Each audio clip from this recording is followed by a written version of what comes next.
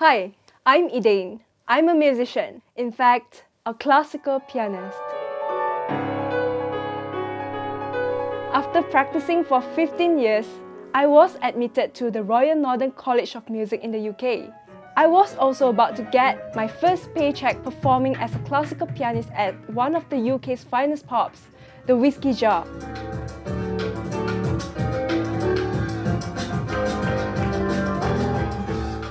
Until COVID-19 happened.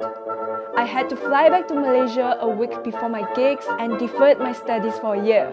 In a survey done in September, 1/3 of professional British musicians are thinking about leaving their careers because today, performance opportunities are severely curtailed. With event industries being one of the biggest casualties of COVID-19, I'm not the only one feeling rather disappointed. High culture in crisis. Coronavirus restrictions are forcing the entertainment industry to get creative. Many musicians aren't covered by government schemes to support freelancers and have had no other source of income during lockdown. The aid that has trickled down... As a performing classical musician, it's hit it very badly. It went from more than about 70% of my income to basically 0%. Of course, I miss play, so haven't been performing since 10, 11 months by now, yeah. You see, as a performer or as a sportsman or anything, that we need a lot of focus. We spend our whole life and time for one thing.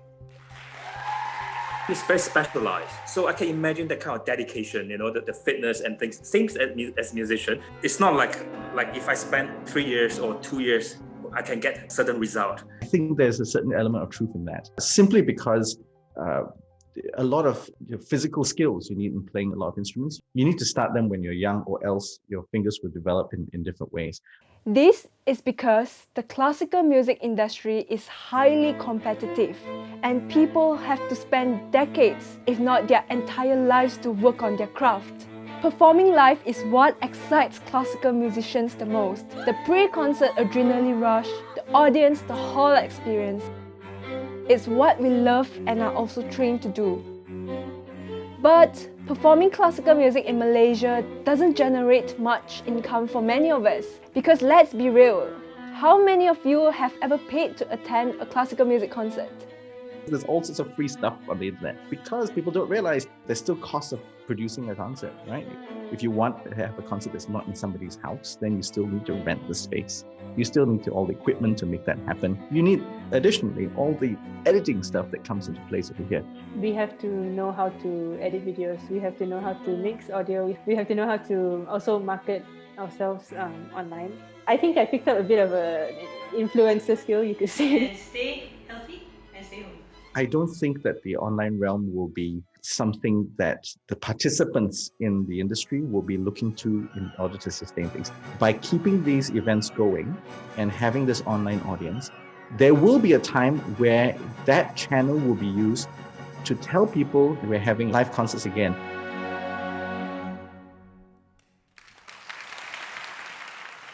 To weather this storm, online teaching has become the sole bread and butter for many musicians. But aspiring musicians like me don't have many students to teach.